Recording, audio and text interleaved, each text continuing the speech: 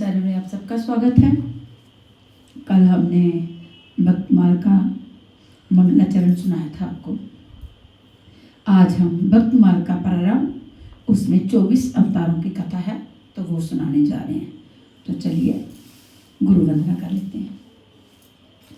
जय गुरुदेवम, जय गुरुदेवम, जय गुरुदेवम, जय गुरुदेव, जय गुरुदेवम, जय गुरुदेवम, जय गुरुदेवम, जय गुरुदेव। जय श्री कृष्ण सबको। जय जय मीन बराह कमठ नरहरि बलि बावन, परशुराम रघुबीर कृष्ण कीरति जग पावन। बुद्ध कलकी व्यास पुथु हरि हंस मनवंतर, यज्ञ ऋषभ है ग्रीव दुरु बर दयान धनवंतर। बद्रीपति दल कपिल देव सनकादिक करुणा करो, 24 रूप लीला रुचिर श्री अग्रदास उर्पधरो। मंगल में मीन 12 कच्छप नरसिंह तथा वामन आदि भगवान के 24 अवतारों की जय हो, जय हो। इनका मंगल हो, हम इन्हें नमस्कार करते हैं। परशुराम, रघुवीर, श्री राम एवं श्री कृष्ण आदि सभी अवतारों की पवित्र कीर्ति संसार को पवित्र करने वाली है। बुद्ध, कल्कि, व्यास, पृथु, हरि, हंस, मनमंत्र, यज्ञ, ऋषभ, हयग्रीव, दुर्बुदाई, श्री हरि, धन्वंतरि, नार नारायण, दत्तात्रेय, कपिल देव तथा शंख, सनंद, सनातन और शरत कुमार सभी मुझ दास पर कृपा करें। 24 अवतारों के रूप एवं उनकी लीलाएं अत्यंत सुंदर हैं। इन अवतारों के समेत गुरुदेव श्री अगरदास जी महाराज मेरे हृदय में अपने श्री चरण स्थापित करें, अथवा सभी अवतार मुझ अगरदास के हृदय में निज पद कमल रखें। श्री प्रियादास कृत भक्ति रस बोधने टीका। जिते अवतार सुख सागर ना पारावार करें, विस्तार लीला जीवन उधार को। जाहि रूप मांझ मन लागे जाको, पागे नहीं जाके ही भाव वही पावे कौन पार को। सब ही है नित्य ध्यान करत पर काश चित्त, जैसे रंग पावे वित जो पे जाने सार को। केशनी कुटिल ताई ऐसे मीन सुखदाई, अगर सूरीति बाई बसो उरहार को। अर्थात वक्त वत्सल भगवान के जितने भी अवतार हैं सभी शाश्वत सुख के समुद्र हैं। उनके नाम, रूप, लीला आदि का कोई शोर नहीं है। जीवों का उद्धार करने के लिए अवतार लेकर भगवान लीलाओं का विस्तार करते हैं। जिस भक्त का मन भगवान के जिस रूप में लग जाता है वह उसी रूप में पग रम जाता है और उसमें उसी रूप से संबंधित प्रेम भाव जग जाता है। ये बात तो बिल्कुल ठीक बोली है। भगवान के सभी रूप अनंत सुख के सागर हैं, अतः प्रेम भाव की तरंगों का आर पार भला कौन पा सकता है। सभी अवतार नित्य हैं और ध्यान करते ही हृदय को प्रेमानंद से प्रकाशित कर देते हैं। तब वह भक्त ऐसा सुखी हो जाता है जैसे दरिद्र धन पा गया हो। पर इस प्रकार का दुर्लभ अनुभव तभी होता है जब वह गंभीर रहस्य को समझे। जिस प्रकार केशव की कुटिलता दूषण न होकर भूषण है, उसी प्रकार मीन, 12 आदि भगवान के अवतार भी भक्तों को सुख देने वाले हैं। सभी अवतार नित्य एवं पूर्ण हैं। श्री अगरदेव जी की ये सुंदर मान्यता की रीति मुझे बहुत अच्छी लगी। 24 अवतारों की ये माला मेरे हृदय में हार की तरह बसे। भगवान के 24 अवतारों की कथा। अचिंत्य परमेश्वर की अतकार्य लीला से त्रिगुणात्मक प्रकृति द्वारा जब सृष्टि प्रवाह होता है तो उस समय रजोगुण से प्रेरित वे ही पर ब्रह्म परमात्मा सगुण होकर अवतार ग्रहण करते हैं। वस्तुतः ये जगत परमात्मा का लीला विलास है, लीला रमन का आत्म विमरण है। इसलिए भगवान अपनी लीला को चिन्मय बनाने के लिए अपने ही द्वारा निर्मित जगत में अंतर्यामी रूप से स्वयं प्रविष्ट भी हो जाते हैं। तत् सृष्टवा तदेवानु प्रविशत, वे परम प्रभु अजायमान होते हुए बहुत रूपों में लीला करते हैं। अजायमानो बहुता विजयते। उनकी ये लीला उनके अपने आनंद विलास के लिए होती है, जिसके फलस्वरूप भक्तों की कामनाएं भी पूर्ण हो जाती है। भगवान का अपने नित्य धाम से पृथ्वी पर लीला अवतरण ही अवतार कहा जाता है। कल्पवेद से भगवान अनेक अवतार धारण करके अपने लीला चित्र से संत जन परित्राण, दुष्ट दलन और धर्म संस्थापन के कार्य करते हैं। उनके अनंत अवतार हैं, अनंत चरित्र हैं और अनंत लीला कथाएं हैं। यहाँ उनमें से 24 प्रमुख अवतारों का संक्षिप्त निर्देशन प्रस्तुत किया जा रहा है। तो सबसे पहले हम आपको सुनाएंगे मत्स्यावतार की कथा, कस्य अवतार की कथा। ब्रह्मा जी के सोने का जब समा आ गया और उन्हें नींद आने लगी, उस समय वेद उनके मुख से निकल पड़े और उनके पास ही रहने वाले हयग्रीव नामक दैत्य ने उन्हें चुरा लिया। ब्रह्मा नामक नैमित्तिक प्रलय होने से सारे लोग समुद्र में डूब गए। श्री हरि ने हयग्रीव की चेष्टा जान ली और वेदों का उद्धार करने के लिए मत्स्य अवतार ग्रहण किया। द्रविड़ देश के राज श्री सत्यव्रत बड़े भगवत परायण थे। वे मलय पर्वत के एक शिखर पर केवल जल पीकर तपस्या कर रहे थे। यही वर्तमान महाकल्प में वत्सो मनु हुए। एक दिन कृतमाला नदी में तर्पण करते समय उनकी अंजलि में एक छोटी सी मछली आ गई। उन्होंने उसे जल के साथ फिर नदी में छोड़ दिया। उसने बड़ी प्रार्थना की कि मुझे जल जंतु खा लेंगे, मेरी रक्षा कीजिए, मेरी रक्षा कीजिए। पर राजा ने उसे जल पात्र में डाल दिया। वह इतनी बड़ी कि कमंडल में स्थान न रहा। तब राजा ने उसे एक बड़े मटके में रख दिया। 2 घड़ी में वह 3 हाथ की होगी और तब उसे एक बड़े सरोवर में रख दिया। थोड़ी देर में उसने महामत्स्य का आकार धारण किया। जिस किसी जलाशय में रखते उसी से वह बड़ी हो जाती है। तब राजा ने उसे समुद्र में छोड़ दिया। उसने बड़ी करुणा से कहा, राजन आप मुझको इसमें ना छोड़े, मेरी रक्षा करें। तब उन्होंने प्रश्न किया, मत्स्य स्वरूप धारण करके मुझको मोहित करने वाले आप कौन हैं? आपने एक ही दिन में 400 कोस के विस्तार का सरोवर घेर लिया। आप अवश्य सर्वशक्तिमान, सर्वंतर्यामी, अविनाशी श्री हरि हैं। आपने ये रूप किस उद्देश्य से ग्रहण किया है? तब भगवान ने कहा, आज से 7वें दिन तीनों लोग प्रलयकालीन समुद्र में डूब जाएंगे। तब मेरी प्रेरणा से एक बड़ी भारी नाव तुम्हारे पास आएगी। उस समय तुम समस्त प्राणियों के सूक्ष्म शरीरों को लेकर सप्त ऋषियों के समेत उस पर चढ़ जाना और समस्त औषधियों और बीजों को साथ रख लेना। जब तक ब्रह्मा की रात्रि रहेगी तब तक मैं तुम्हारी नौका को लिए समुद्र में विहार करूंगा और तुम्हारे प्रश्नों का उत्तर दूंगा। ये कहकर मत्स्य भगवान अंतर्ध्यान हो गए। प्रलय काल में वैसा ही हुआ जैसा भगवान ने कहा था। मत्स्य भगवान प्रकट हुए। उनका शरीर सोने के समान दैदीप्यमान था और शरीर का विस्तार 4 लाख कोस का था। शरीर में एक बड़ा भारी सींग भी था। वह नाव वासुकी नाव में से सींग में बांध दी गई। सत्यव्रत जी ने भगवान की स्तुति की। भगवान ने प्रसन्न होकर उन्हें अपने स्वरूप का संपूर्ण परम रहस्य और ब्रह्म तत्व का उपदेश दिया जो मत्स्य पुराण में है। ब्रह्मा की नींद टूटने पर भगवान ने हयग्रीव को मारकर श्रुतियां ब्रह्मा जी को लौटा दी। ये पंक्तियां जो है श्रीमद् भागवत गीता से ली हुई हैं। समुद्र का एक पुत्र शंख था। इसने देवताओं को परास्त करके उनको स्वर्ग से निकाल दिया। जब लोकपालों के अधिकार छीन लिए, देवता मेरुगिरी की कंदराओं में जा छिपे, शत्रु के अधीन न हुए। तब दैत्य ने सोचा कि देवता वेद मंत्रों के बल से प्रबल प्रतीत होते हैं, अतः मैं वेदों का अपहरण करूंगा। ऐसा निश्चय करके वह वेदों को हर लाया। ब्रह्मा जी कार्तिक की प्रबोधनी एकादशी को भगवान की शरण गए।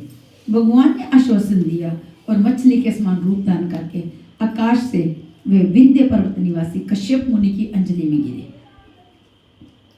मुनि ने करुणावश उसे कर्मशा, कमंडल, कूप, सरसर आदि अनेक स्थानों में रखते हुए अंत में उसे समुद्र में डाल दिया और वहां भी वह बढ़कर विशाल काय हो गया। तदंतर उस मत्स्य रूपधारी भगवान ने शंखासुर का वध किया और विष्णु रूप में उसे हाथों में लिए वे बद्रीवन में गए। वहां संपूर्ण ऋषियों को बुलाकर आदेश दिया कि जल के भीतर बिखरे हुए वेदों की खोज करो और रहस्य से उनका पता लगाकर शीघ्र ही लेकर आओ। तब तेज और बल से संपन्न समस्त मुनियों ने यज्ञ और बीज सहित वेद मंत्रों का उद्धार किया। जिस वेद के जितने मंत्रों की जिस ऋषि ने उपलब्ध किया वही उसने बाका, तब से ऋषि माना जाने लगा। ब्रह्मा समेत सब ऋषियों ने आकर प्राप्त किए हुए वेदों को भगवान को अर्पण किया। पद्मपुराण। दित्य के मकर हयग्रीव, महाबलशाली हिरण्याक्ष, हिरण्यकश्यप, जम्ब और मय आदि पुत्र हुए। मकर ने ब्रह्मलोक में जाकर ब्रह्मा जी को मोहित करके उनसे संपूर्ण वेद ले लिए। इस प्रकार श्रुतियों का अपहरण करके वह महासागर में घुस गया। फिर तो सारा संसार धर्म शून्य हो गया। ब्रह्मा जी की प्रार्थना से भगवान मत्स्य रूप धारण करके महासागर में प्रविष्ट हुए और मकर दैत्य को थुथुन के अग्रभाग से विदीर्ण करके उन्होंने मार डाला और अंग उपांगों से संपूर्ण वेदों को लाकर ब्रह्मा जी को समर्पित कर दिया। फतेहपुरा। दूसरा अवतार है श्री वराह अवतार की कथा। ब्रह्मा से सृष्टि क्रम प्राप्त करने की आज्ञा पाए हुए स्वयंभू मनु ने पृथ्वी को प्रलय के एकावन में डूबी हुई देखकर उनसे प्रार्थना की कि आप मेरे और मेरी प्रजा के रहने के लिए पृथ्वी के उद्धार का प्रयत्न करें, जिससे मैं आपकी आज्ञा का पालन कर सकूं। ब्रह्मा जी इस विचार में पड़कर कि पृथ्वी तो सातन में चली ही है, इसे मैं कैसे निकाल सकता हूँ, कैसे निकाला जाए, वे सर्वशक्तिमान श्री हरि की शरण में गए। उसी समय विचार मगन ब्रह्मा जी की नाक से अंगुष्ठ प्रमाण एक ब्राह बाहर निकल पड़ा और क्षण भर में पर्वताकार विशाल रूप गजेंद्र श्रीकाओं का गर्ज करने लगा। शुक्र रूप भगवान पहले तो बड़े वेग से आकाश में उछले। उनका शरीर बड़ा कठोर था, त्वचा पर कड़े कड़े बाल थे, सफेद दाढ़ी थी, उनके नेत्रों से तेज निकल रहा था, उनकी दाढ़ें भी अति कर्कश थी। फिर अपने वज्र में पर्वत के समान कठोर क्लेवर से उन्होंने जल में प्रवेश किया। बाणों के समान पहने खुरों से जल को चीरते हुए जल के पार पहुंचे। रसातल में समस्त जीवों की आश्रयभूता पृथ्वी को उन्होंने वहां देखा। पृथ्वी को वे दानों पर लेकर बाहर आए। जल से बाहर निकलते समय उनके मार्ग में विघ्न डालने के लिए महाप्रकर में हिरण्याक्ष ने जल के भीतर ही उन पर गदा से प्रहार करते हुए आक्रमण कर दिया। भगवान ने उसे लीलापूर्वक ही मार डाला। श्वेत दाढ़ों पर पृथ्वी को धारण किए जल से बाहर निकलते हुए तमाम वृक्ष के समान नील वर्ण बरहा भगवान को देखकर ब्रह्मादि को भी निश्चय हो गया कि ये भगवान ही हैं। वे सब हाथ जोड़कर स्तुति करने लगे। अब है कमठ कच्छप अवतार की कथा। जब दुर्वासा जी के श्राप से इंद्र से तीनों लोग श्री रहित हो गए, तब इंद्र आदि ब्रह्मा जी की शरण में गए। ब्रह्मा जी सबको लेकर अजित भगवान के धाम के गए और उनकी स्तुति की। भगवान ने उनको ये युक्ति बताई कि दैत्य और दानवों के साथ संधि करके मिलजुल कर क्षीर सिंधु को मथने का उपाय करो। मंदराचल को मथानी और वासुकी नाग को नेति बनाओ। मंथन करने पर पहले कालकूट निकलेगा, उसका व्यय ना करना, और फिर अनेक रत्न निकलेंगे, उनका लोभ ना करना। मंथन करने पर क्षीर सिंधु को मथने का उपाय करो। मंदराचल को मथानी और वासुकी नाग को नेति बनाओ। मंथन करने पर पहले कालकूट निकलेगा, उसका भय ना करना, और फिर रतन निकलेंगे, उनका लोभ न करना। अंत में अमृत निकलेगा, उस समय युक्ति से तुम लोगों को पिला दूंगा। देवताओं ने जाकर दैत्य राय बलि महाराज से संधि कर ली। अब देवता और दैत्य मंदराचल को उखाड़ कर ले चले, परंतु थक गए। तब भगवान प्रकट होकर उसे उठाकर गरुड़ पर रखकर सिंधु तट पर पहुंचे। वासुकी अमृत के लोभ से नेति बने। जब समुद्र मंथन होने लगा, तब बड़े बड़े देवता और असुरों के पकड़े रहने पर भी अपने बाहर की अधिकता और नीचे कोई आधार न होने के कारण मंदराचल समुद्र में डूबने लगा। इस प्रकार अपना सब कराया मिट्टी में मिलते देखकर उन सबों का मन टूट गया। उस समय भगवान ये देखकर ये सब विघ्न राय गणेश जी की करतूत है, उन्होंने हंसकर कहा, सब कार्यों का परिणाम में गणेश जी की पूजा करनी चाहिए। सो तो हम लोगों ने बिल्कुल बुला दिया, बिना उनकी पूजा के कार्य सिद्ध होता नहीं दिखता। अब उनकी पूजा करनी चाहिए। लीला में भगवान लीला है, वे स्वयं सर्वसमर्थ है, परंतु कार्य आरंभ में गणेश जी की अग्र पूजा की मर्यादा जो बांध रखी है, उसका पालन करने के लिए जब देवताओं और दैत्यों को यह परामर्श दिया, तो सभी लोग उधर श्री गणेश जी की पूजा में लग गए। इधर भगवान ने तुरंत अत्यंत विशाल और विचित्र कच्छप का रूप धारण करके समुद्र में प्रवेश करके अपनी 1 लाख जोजन वाली पीठ पर मंदराचल को ऊपर उठा लिया। तब देवता और दैत्य फिर बड़े वेग से समुद्र को मंथने लगे। भगवान कच्छप रूप से मंदराचल को धारण किए हुए थे, विश्व रूप से देवताओं के साथ साथ रहे थे। एक तीसरा रूप भी धारण करके मंदराचल को अपने हाथों से दबाए हुए थे कि कहीं उछल ना जाए। मथते मथते जब बहुत देर होगी तो परंतु अमृत ना निकला। अब भगवान ने सहस्त्र बाहु होकर स्वयं ही दोनों ओर से मथना आरंभ किया। उस समय भगवान की बड़ी विलक्षण शोभा थी। ब्रह्मा शिव सनकादि जय जयकार करते हुए आकाश मंडल से पुष्पों की वर्षा कर रहे थे। उन लोगों की ध्वनि में मिलाकर समुद्र भी भगवान का जय जयकार कर रहा था। समुद्र से सर्वप्रथम हालाहाल कालकूट विष प्रकट हुआ, उससे त्रैलोक्य जलने लगा, तो उसे देवादिदेव महादेव ने ग्रहण किया। फिर और भी रत्न निकले, उनमें से कामधेनु को ऋषियों ने स्वीकार किया। उच्चई श्रवा नामक अति सुंदर वृष्ट अश्व को दैत्यों ने लिया। बाद में एरावत नामक महान हाथी निकला, वह देवताओं के राजा इंद्र को मिला।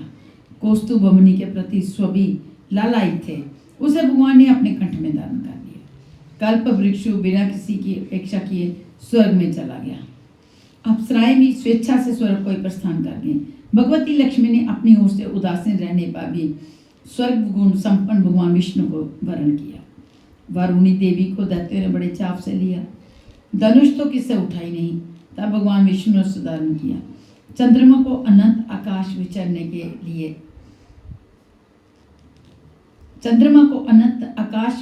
के लिए दिया गया। दिव्य शंख को भगवान ने स्वीकार किया। अंत में अमृत कलश हाथों में लिए हुए प्रकट हुए ध्वंती राजे महाराज। दैत्य ने उनसे अमृत कलश लिया। देवता उदास हो गए, तब भगवान ने मोहिनी स्वरूप धारण करके दैत्यों को व्यामोहित करके अमृत कलश उनसे लेकर अमृत देवताओं को पिला दिया। देवताओं की पंक्ति में सूरज और चंद्रमा के बीच में एक राहु नामक दैत्य वेश बदल कर आ बैठा था। उसे अमृत पिलाया जा रहा था कि चंद्रमा और सूर्य ने बतला दिया और तुरंत ही भगवान के चक्कर से ने उसका सिर धड़ से अलग कर दिया, परंतु कुछ अमृत उसे मिल चुका था, अतः वह सिर कटने पर भी मरा नहीं, इसलिए उसे ग्रह में स्थान दिया गया। राहु अब भी सूर्य चंद्रमा से बदला लेने के लिए उनके पूर्व अमावस्या और पूर्णिमा पर आक्रमण करता है, जिसे ग्रहण कहते हैं। देवताओं ने अमृत पी ही लिया, भगवान का आश्रय ही था। अब उसकी बार संग्राम में विजय देवताओं की हुई। चौथा अवतार है श्री नरसिंह अवतार। वह बराह भगवान ने हिरण्यकक्ष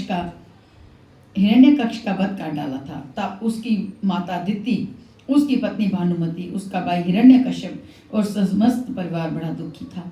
दैत्य इंद्र हिरण्यकश्यप ने सबको समझा बुझाकर शांत किया, परंतु स्वयं शांत न हुआ। हृदय में प्रतिशोध की आग धधकने लगी।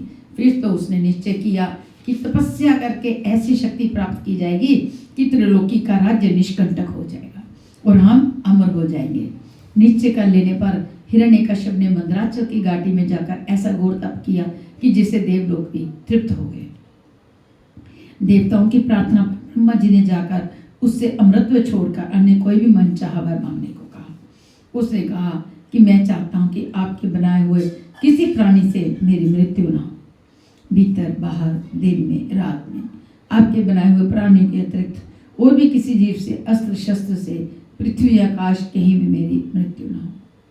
युद्धों में कोई भी मेरा सामना न कर सके। मैं समस्त प्राणियों का एक क्षत्र सम्राट बनूं। इंद्र आदि समस्त लोकपालों में जैसे आपकी महिमा वैसे मेरी भी हो। तपस्वियों और योगियों योगेश्वरों को जो अक्षय ऐश्वर्य प्राप्त है वही मुझे भी दीजिए। ब्रह्मा जी ने एक मस्तु कहकर उसके मांगे वर उसको दे दिए। अब वह अपनी चतुराई पर बड़ा ही प्रसन्न हुआ कि मैंने ब्रह्मा जी को ठग लिया है। उसके ना चाहने पर भी मैंने युक्ति से अमृतत्व का वरदान ले लिया है। ये तो जीव का स्वभाव ही है। कुदरती बात है कि जब इंसान अपनी चतुराई से किससे कुछ लेता तो वो अपने आप में बहुत खुश होता है। तो वही साहब उनका हुआ, तो वह अपनी चतुराई से चतुरानन की कौन कहे, भगवान को भी धोखा देने का प्रयत्न करता है। वैसे ही हिरण्यकश्यप ने भी अपनी समझ से मृत्यु का दरवाजा बंद ही कर लिया था, किंतु भगवान ने जब चाहा तो खोल ही दिया। वर प्राप्त करके उसने संपूर्ण दिशाओं, तीनों लोकों तथा देवता, असुर, नर, गंधर्व, गरुड़, सर्प, सिद्ध, चारण, विद्याधर, ऋषि, पितृगणों के अधिपति मनु, यक्ष, राक्षस, पिशाचपति, भूत और प्रेतों के नायक तथा संपूर्ण जीवों के स्वामी को जीतकर अपने वशीभूत कर लिया। इस प्रकार उस विश्वजित असुर ने अपने पराक्रम से संपूर्ण लोकपालों के स्थान छीन लिए। स्वयं इंद्र भवन में रहने लगा। उसने दैत्यों को आज्ञा दी कि आजकल ब्राह्मण और क्षत्रिय बहुत बढ़ती हो गई है। जो लोग तपस्या, व्रत, यज्ञ, स्वाध्याय आदि, दान आदि शुभ कर्म करने हैं, उन सबों को मार डालो। क्या बात! जो लोग तपस्या, व्रत, यज्ञ, स्वाध्याय और दान आदि शुभ कर्म करें, उन सबों को मार डालो, क्योंकि विष्णु की जड़ है दी जातियों का कर्म धर्म और वही धर्म का परम आश्रय।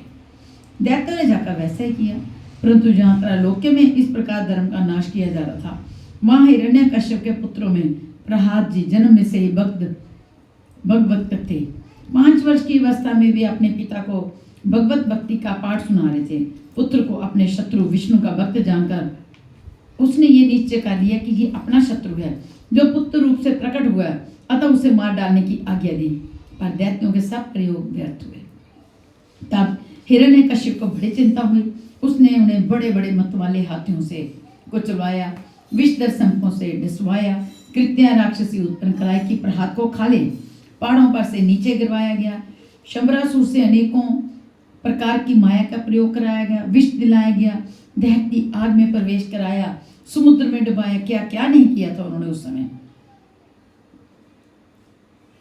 इत्यादि अनेक उपाय मार डालने के लिए किए, परंतु उनका बाल भी बंका नहीं। वो कहते हैं जिसके ऊपर भगवान का साया हो उसको कोई कुछ नहीं बिगाड़ सकता।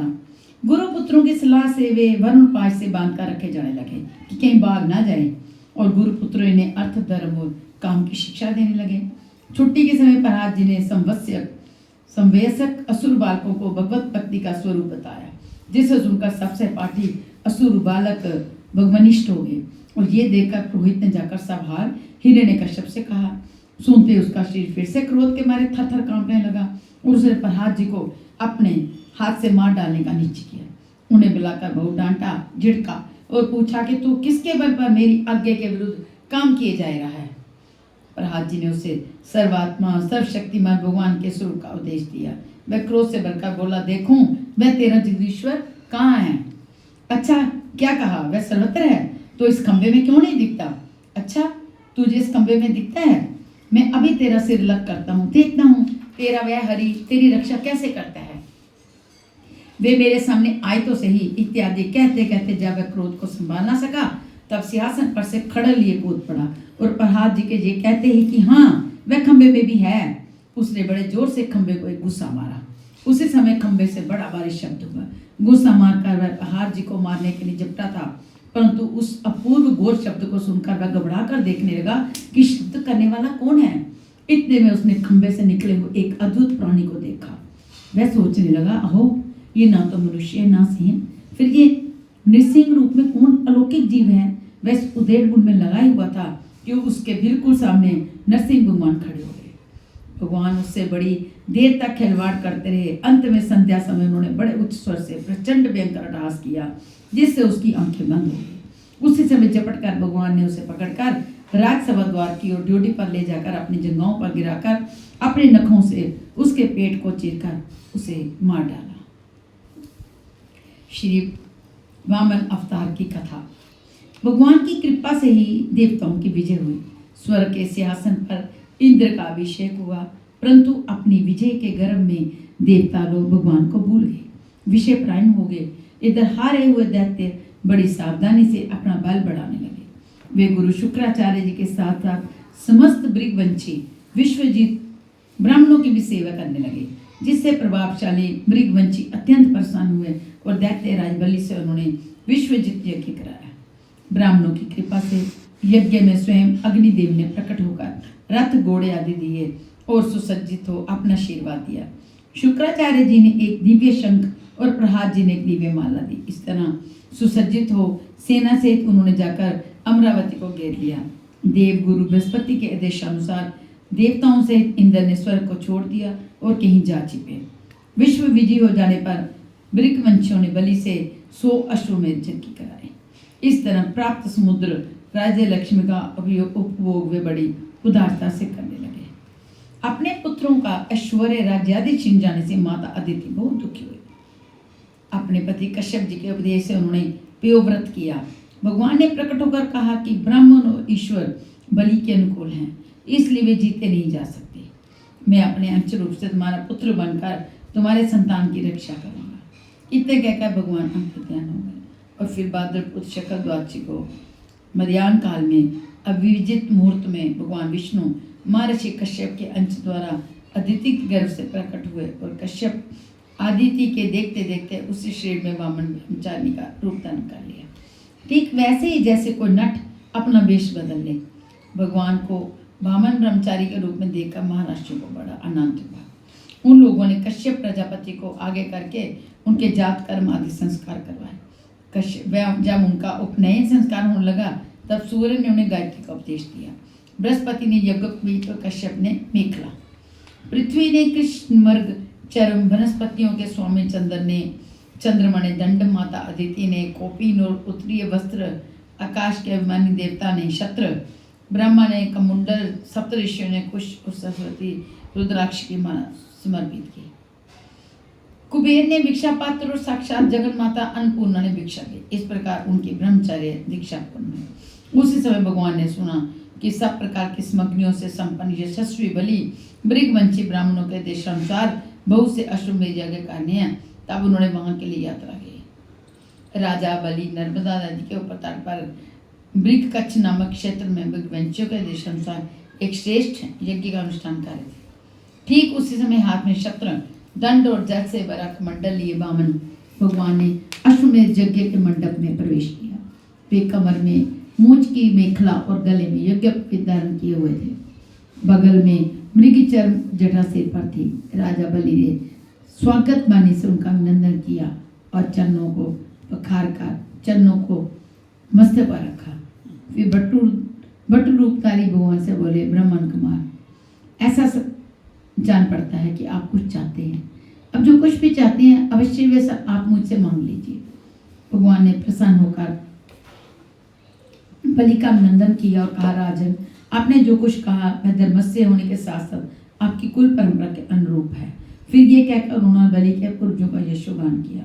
बलि के पिता विरोचन की उदारता, पितामह प्रहलाद की भक्ति निष्ठा, पितामह हिरण्यकश्यप के अमित प्रकर्म की प्रशंसा की और बोले, मैं केवल अपने डग से 3 डग पृथ्वी चाहता हूँ। बलि जी हंसने लगे। यथा दरिद्र विभु दत्रु पाई वह संपत्ति मागत सा कुचाई, वही आलाप का है। भगवान ने कहा, नहीं, काम मांगने में दरिद्रता हेतु नहीं है, संतोष हेतु है। यथा गोधन गजधन बाजधन और रत्नधन खान, जब आवे संतोष धन सब धन दूरी समान। कहते हैं कि उन्होंने कहा, बलि ने कहा कि अच्छा, 3 पग लेने हैं तो मेरे दैत्यों के पग से लीजिए। देखिए 1-1 योजन के इनके 5 हैं, पाँव हैं। भगवान भी पूरे हठी हैं। बोले, नहीं, मुझे तो अपने ही पाँव से नाप लेने हैं, क्योंकि धन का उतना ही संग्रह करना चाहिए जितने की आवश्यकता है। जो ब्राह्मण स्वयं प्राप्त वस्तु से ही संतोष कर लेता है उसके तेज की वृद्धि होती है, नहीं तो पतन हो जाता है। शुक्राचार्य जी के बहुत समझाने पर भी कि ये बटू रूपधारी तुम्हारे शत्रु भगवान विष्णु हैं, ये सब छीनने के लिए आए हैं। अपनी जीविका चिंतित देख सत्य बोलकर उसकी रक्षा करना निंदनीय नहीं है। राजा ने सत्य बोला, देने को कहकर फिर नकार जाना स्वीकार ना किया। तब शुक्राचार्य जी ने बलि को राज्य भ्रष्ट होने का शाप तक दे दिया। तो भी महात्मा बलि अपनी इच्छा से हटे नहीं और हाथ में जल लेकर 3 पग पृथ्वी का संकल्प कर डाला। संकल्प होते ही भगवान का वामन रूप बढ़ते बढ़ते इतना बड़ा कि भगवान की इंद्रियों में और शरीर में सभी चराचर प्राणी का दर्शन होने लगा। सर्वात्मा भगवान में ये सारा ब्रह्मांड देखकर सब दैत्य भयभीत हो गए। उन्होंने एक डग से बलि की सारी पृथ्वी नाप ली, शरीर से नभ और भुजाओं से सभी दिशाएं घेर ली। दूसरे पग से स्वर्ग नाप लिया। तीसरा पग रखने के लिए बलि की कोई भी वस्तु न बची। भगवान का दूसरा पग ही ऊपर को जाता हुआ महलोक, जनलोक और तपलोक से भी ऊपर सत्यलोक में पहुंच गया। श्री ब्रह्मा जी ने विश्व रूप भगवान के ऊपर उठे हुए चरण का अर्घ्य पाद्य से पूजन और प्रक्षालन किया। ब्रह्म के कमुंडल का वही जल विश्व रूप भगवान के पद प्रक्षालन से पवित्र होने के कारण गंगा जी के रूप में परिणित हो गया। बलि के सेनापतियों ने ये जानकर कि ये भिक्षुक ब्रह्मचारी तो हम लोगों का बैरी है, जो अपने को छिपाकर देवताओं का काम करना चाहता है, और राजा तो यज्ञ में दीक्षित होने से कुछ कहेंगे नहीं। वामन भगवान पर अस्त्र चलाया, पर भगवत पार्षदों ने उन्हें खदेड़ा। बलि ने दैत्य को समझा बुझाकर लड़ाई करने से रोक दिया। भगवान का इशारा पाकर गरुड़ ने वरुणपाय से बलि को बांध दिया। तत्पश्चात भगवान बलि से, तुम बोले, 2 पग में तो मैंने तुम्हारी सब पृथ्वी और सब लोगों को नाप लिया। तुम्हारी प्रतिज्ञा पूरी न होने से अब तुम नरक भोगोगे। इत्यादि रीति से वामन जी ने बहुत पुरस्कार शब्द, परंतु राजा बलि धैर्य से विचलित न हुए। उन्होंने बड़ा ही सुंदर उत्तर दिया, प्रभु मैं आपसे एक बात पूछता हूँ, धन बड़ा है कि धनी? भगवान ने कहा, चूंकि धन धनी के अधीन रहता है इसलिए धनी धन से बड़ा होता है। बलि जी ने कहा, प्रभु आपने मेरा धन तो 2 पग में नाप लिया, रही एक पग की बात, सो वह पग आप मेरे सिर पर रख दीजिए।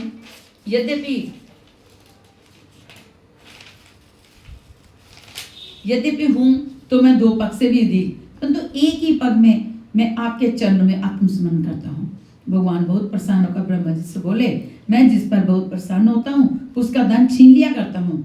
मैंने इसका धन छीन लिया, राजपथ से अलग कर दिया, तरह तरह के आक्षेप किए, शत्रुओं ने इसे बांध लिया, भाई बंधु छोड़कर चले गए, इतनी यातना इसे भोगनी पड़ी, यहाँ तक इसके गुरुदेव ने भी इसे शाप दे दिया, परंतु इस दृढ़वती ने प्रतिज्ञा नहीं छोड़ी। मैंने इससे छल भरी बातें की, मन में छल रखकर धर्म उपदेश किया, परंतु इस सत्यवादी ने अपना धर्म न छोड़ा।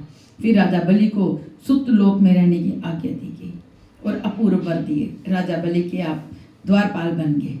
इस तरह भगवान वामन ने बलि से स्वर्ग का राज्य लेकर इंद्र को देकर अदिति की कामना पूर्ण की और स्वयं उपेंद्र बनकर सारे जगत का शासन करने लगे। अब छठा है श्री परशुराम अवतार की कथा। वाल्मीकि रामायण के अनुसार साक्षात ब्रह्मा जी के पुत्र राजा कुश के 4 पुत्रों में से कुशनाभ दूसरे पुत्र थे। राजा कुशनाभ ने पुत्र प्राप्ति के लिए पुत्रेष्टि यज्ञ किया था, जिसके फलस्वरूप गादी नामक परम धर्मात्मा पुत्र हुआ। राजा गादी के एक सत्यवती नामक कन्या भी थी, जो महर्षि ऋचि को ब्याही गई थी। एक बार सत्यवती की माता ने ऋषि कजी के पास पुत्र कामना से जाकर उसके लिए प्रार्थना की। ऋषि ने 2 चरु सत्यवती को दिए और बता दिया कि ये तुम्हारे लिए हैं और ये तुम्हारी माँ के लिए हैं, इनका तुम यथोचित उपयोग करना। ये कहकर वे स्नान को चले गए। उपयोग करने के समय माता ने कहा, बेटी, सभी लोग अपने लिए ही सबसे अधिक गुणवान पुत्र चाहते हैं। अपनी पत्नी के भाई के गुणों में किसी की विशेष रुचि नहीं होती, अतः तू अपना चरु मुझे दे दे और मेरा तू ले ले, क्योंकि मेरे पुत्र को तो संपूर्ण भूमंडल का पालन करना होगा और ब्राह्मण कुमारों को तो बल, वीर्य तथा संपत्ति आदि से लेना देना ही क्या है। ऐसा कहने पर सत्यवती ने अपनी चारु माता को दे दिया, अपना चरु माता को दे दिया। जब ऋषि को ये बात ज्ञात हुई, तब उन्होंने अपनी पत्नी से कहा कि तुमने ये बड़ा अनुचित किया। ऐसा हो जाने से अब तुम्हारा पुत्र घोर योद्धा होगा और तुम्हारा भाई ब्रह्मवेत्ता होगा। सत्यवती की बहुत प्रार्थना करने पर कि मेरा पुत्र ऐसा ना, उन्होंने कहा कि अच्छा, पुत्र तो वैसा ना होगा, किंतु पौत्र उस स्वभाव का होगा। यही कारण है कि राजा गादी की स्त्री ने जो चरु खाया, उसके प्रभाव से विश्वामित्र जी हुए, जो क्षत्रिय होते हुए तपस्वी और ब्रह्म ऋषि हुए, और श्री ऋचिक जी ने के पुत्र श्री यमदग्नि जी तो परम शांत दांत ब्रह्म ऋषि हुए, परंतु यमदग्नि पुत्र परशुराम बड़े ही घोर योद्धा हुए। एक बार यमदग्नि ऋषि ने अपनी स्त्री रेणुका जी को नदी से जल लाने को भेजा। वहां गंधर्वनी विहार कर रहे थे। वे जल लेने गई तो उनका विहार देखने लगी। इसमें उन्हें लौटने में देर हुई।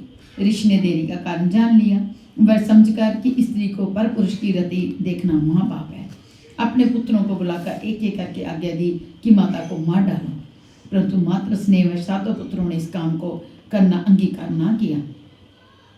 तब क्या होता है, बड़ी अजीब सी बात है कि 8वां पुत्र परशुराम को जब आज्ञा दी गई कि इन सब भाइयों से माता का वध कर दो, इन्होंने तुरंत सबका सिर काट डाला। इस पर पिता ने प्रसन्न होकर इनसे वर मांगने को कहा। अब इन्होंने कहा कि मेरे सब भाई और माता जी उठे और इन्हें यह भी मालूम न हो कि मैंने इन्हें मारा था। हमको पाप का स्पर्श न हो, युद्ध में कोई मेरी बराबरी न कर सके, मैं दीर्घ काल तक जीवित रहूं। महातपस्वी यमदग्नि ने परशुराम को सभी वर दे दिए। महिष्मती नगरी का राजा सहस्त्र अर्जुन भगवान दत्तात्रेय जी से युद्ध में कोई सामना न कर सके। युद्ध के समय 1000 भुजाएं प्राप्त हो जाए, सर्वत्र अव्याहत गति हो आदि वरदान प्राप्त कर वो तो पगला गया, उन्मत्त हो गया। वह रथ और वर के प्रभाव से देवता, यक्ष और ऋषि सभी को कुचले डालता था। उसके द्वारा सभी प्राणी पीड़ित हो रहे थे।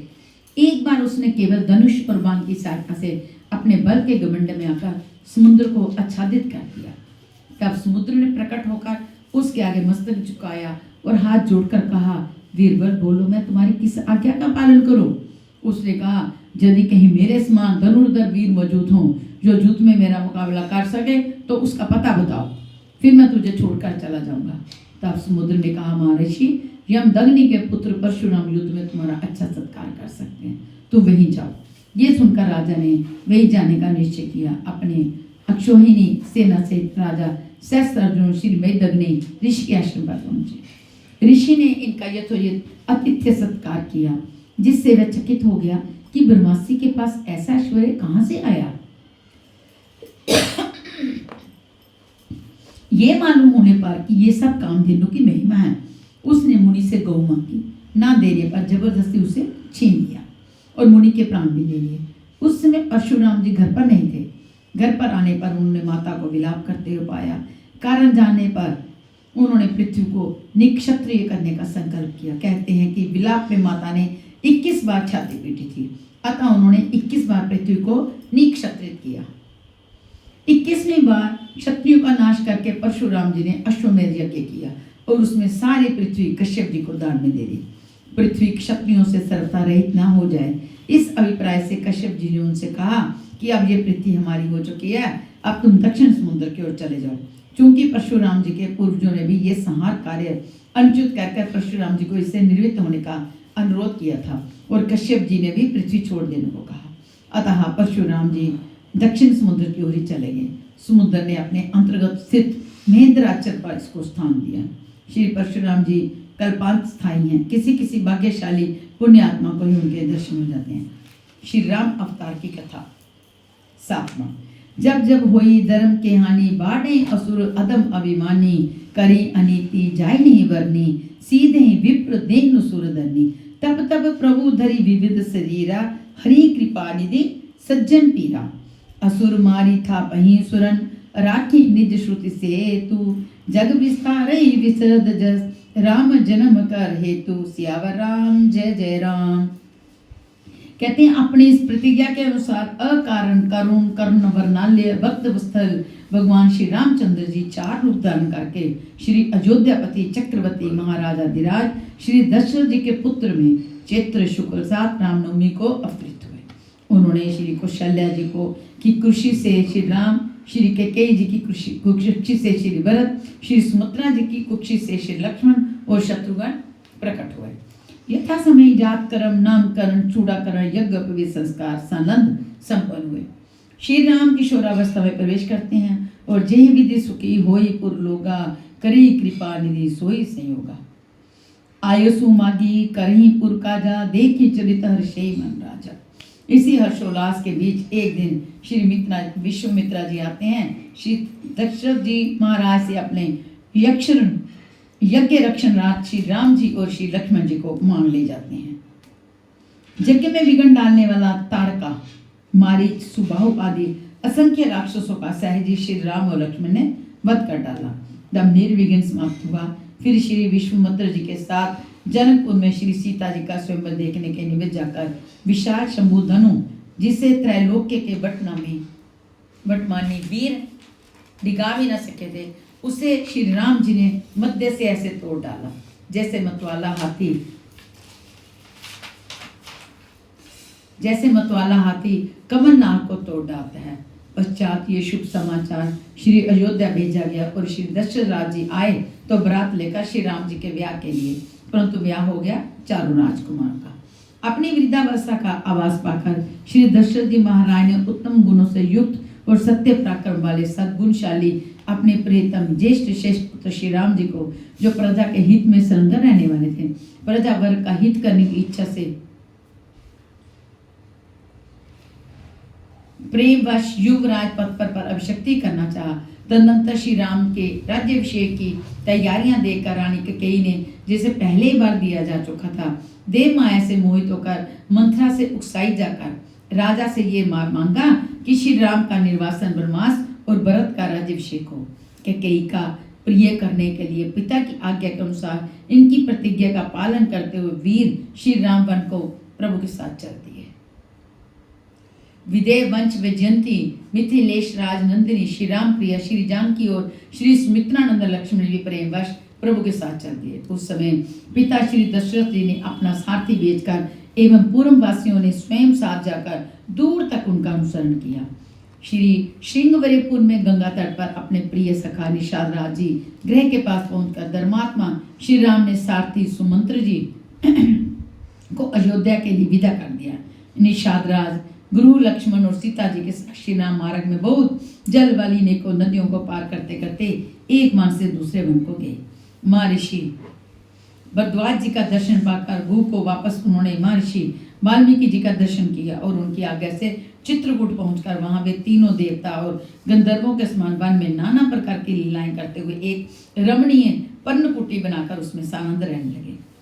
पुत्र शोक में श्री दशरथ जी के स्वर्गमगन के बाद श्री वशिष्ठ आदि प्रमुख ब्राह्मणों द्वारा राज्य संचालन के लिए नियुक्त किए जाने पर भी महाबलशाली वीर भरत ने राज्य की कामना ना करके पूज्य श्री राम को प्रसन्न करने के लिए उन वन को ही प्रस्थान किया और वहां पहुंचकर ज्येष्ठ भ्राता श्री राम जी से यूं प्रार्थना की, धर्मज्ञ आप ही राजा हो, परंतु महान यशस्वी श्री राम ने भी पिता के देश का पालन करते हुए राज्य के विलासा ना की और भरत के मांगने पर उन भरताग्रज ने राज्य के लिए न्याय चिन्ह रूप में अपनी खड़ाऊ भरत को देकर उन्हें बार बार आग्रह करके लौटा दिया। श्री भरत ने श्री राम के चरणों का स्पर्श किया और श्री राम के आगमन की प्रतीक्षा करते हुए नंदीग्राम में रहकर राज्य कार्य संभालने लगे। श्री भरत के लौट जाने पर सत्य प्रतिज्ञ श्री राम ने वहां पर नागरिकों का पुनः आना जाना देखकर उनसे बचने के लिए दंडकारण्य में प्रवेश किया। उस महान वन में पहुंचने पर महावीर श्री राम ने विराट नामक राक्षस को मारकर श्री शरभंग, सुतीक्ष्ण, अगस्त्य आदि मुनियों का दर्शन किया। श्री राम ने दंडकारण्यवासी अग्नि के समान तेजस्वी उन ऋषियों को राक्षसों के मारने का वचन दिया और संग्राम में उनके वध की प्रतिज्ञा की। इसके बाद वहां ही रहते हुए श्री राम ने इच्छानुसार रूप बनाने वाली जनस्थाना निवासिनी शूर्पणखा नाम की राक्षसी को लक्ष्मण के द्वारा उसके नाक कान काटकर कुरूप कर दिया। पश्चात शूर्पणखा के द्वारा प्रेरित होकर चढ़ाई करने वाले खर दूषण त्रिशिरादि 14,000 राक्षसों को श्री राम ने युद्ध में मार डाला। तदंतर राक्षसेंद्र रावण ने प्रतिशोध की भावना से मरीच की सहायता से श्री जानकी जी का अपहरण कर लिया और श्री जानकी जी को लेकर जाते समय मार्ग में विघ्न डालने के कारण श्री जटायु जी को आयत कर दिया। पितृवत पूज्य जटायु के द्वारा ही श्री राम जी को श्री जानकी जी का पता मिल गया। तब अपनी गोद में प्राण त्यागे हुए श्री जटायु जी की अग्नि संस्कार वन में श्री सीता जी को ढूंढते पूज्य जटायु के द्वारा श्री राम जी को श्री जानकी जी का पता मिला। तब अपनी गोद में प्राण त्यागे हुए श्री जटायु जी का अग्नि संस्कार कर वन में श्री सीता जी को ढूंढते हुए उन्होंने कबंध नामक राक्षस को देखा तो उसे भी तत्काल मारकर शुभ गति प्रदान की।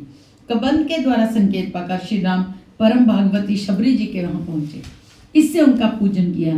श्री राम ने शबरी का मातृ सम्मान किया, उत्तम गति प्रदान की। फिर शबरी के संकेत के अनुसार श्री हनुमान जी से मिलकर सुग्रीव जी से मित्रता की और सुग्रीव के कथन अनुसार संग्राम में बाली को मारकर उसके राज्य पर श्री राम ने सुग्रीव को ही बिठा दिया।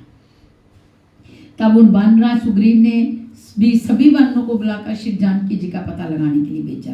संपत्ति नामक घृत के पता बताने पर महाबलवान श्री हनुमान जी 100 योजन विस्तार वाले क्षार समुद्र को कूद कर लाएंगे। वह रावण पालित लंकापुरी में पहुंचकर उन्होंने शोक वाटिका में श्री सीता जी को चिंतामग्न देखा। अब उन विधेय नंदिनी को पहचान मुद्रिका देकर श्री राम जी का संदेश सुनाया और उन्हें सांत्वना देकर उन्होंने वाटिका का विध्वंस कर डाला। साथ ही अक्षय कुमार आदि असंख्य राक्षसों का संहार कर डाला। इसके बाद में वे जानबूझकर पकड़ में आ गए। श्री ब्रह्मा जी के वरदान से अपने को ब्रह्मपाश से छूटा हुआ जानकर भी वीर हनुमान जी ने अपने को बांधने वाले उन राक्षसों का अपराध स्वेच्छानुसार सह लिया। तत्पश्चात मिथिलेश कुमारी सीता के स्थान के अतिरिक्त समस्त लंका को जलाकर वे महाकपि श्री हनुमान जी श्री राम को प्रिय संदेश सुनाने के लिए लंका से लौट आए और श्री राम जी का प्रदक्षिणा कर श्री जानकी जी का पता बताया। इसके अनंतर असंख्य वानर सेना को साथ लेकर श्री राम ने महासागर के तट पर सूरज के समान तेजस्वी बाणों से समुद्र को शुद्ध किया। तब नदीपति समुद्र ने अपने को प्रकट कर दिया। फिर समुद्र के ही कहने से श्री राम ने नल नील से पुल का निर्माण कराया। उसी पुल से लंकापुरी में जाकर रावण को सदल बल मारकर भगवान राम ने श्री जानकी जी को प्राप्त किया। साध्वी सीता ने अपनी अग्नि परीक्षा दी। इसके बाद अग्नि के कहने से श्री राम ने श्री सीता को निष्कलंक माना। महात्मा श्री रामचंद्र के इस कर्म से देवता और ऋषियों से चराचर त्रिभुवन संतुष्ट हो गया। फिर सभी देवताओं से पूजित होकर श्री राम बहुत प्रसन्न हुए और राक्षस राज विभूषण जी को लंका के राज्य पर अभिषिक्त करके तथा स्वयं देवताओं से वर पाकर और मरे हुए बानरों को जीवन दिलाकर अपने सभी साथियों के साथ पुष्पक विमान पर चढ़कर अयोध्या के लिए प्रस्थान हुए। भरद्वाज मुनि के आश्रम पर पहुंचकर सबको आराम देने वाले सत्य पराक्रमी श्री राम ने भरत के पास हनुमान जी को भेजा। पूना श्री हनुमान जी से श्री अवध का समाचार पाकर भरद्वाज आश्रम से अयोध्या के लिए प्रस्थान हुए। श्री अयोध्या पहुंचकर श्री अवधवासियों के उमड़ते हुए अनुराग को देखकर अमित रूप प्रकटे ही काला यथा जोग मिले सभी कृपाला। उसके बाद श्री वशिष्ठ जी के दिशानुसार शुभ घड़ी में श्री रामभद्र जी राज्य सिंहासनसीन हुए। श्री राम जी के सिंहासन पर बैठते त्रैलोक के परम आनंदित हो गया। भगवान श्री राम ने सुदीर्घ काल तक पृथ्वी पर अभूतपूर्व सुशासन स्थापित किया। उनके राज्य में प्रजा मात्र तापत्र से सर्वथा मुक्त थी। आज भी राम राज्य को आदर्श मान जाता है। तो हम यहाँ विराम लेते हैं। बाकी के अवतारों की कथा हम कल आपके साथ शेयर करेंगे।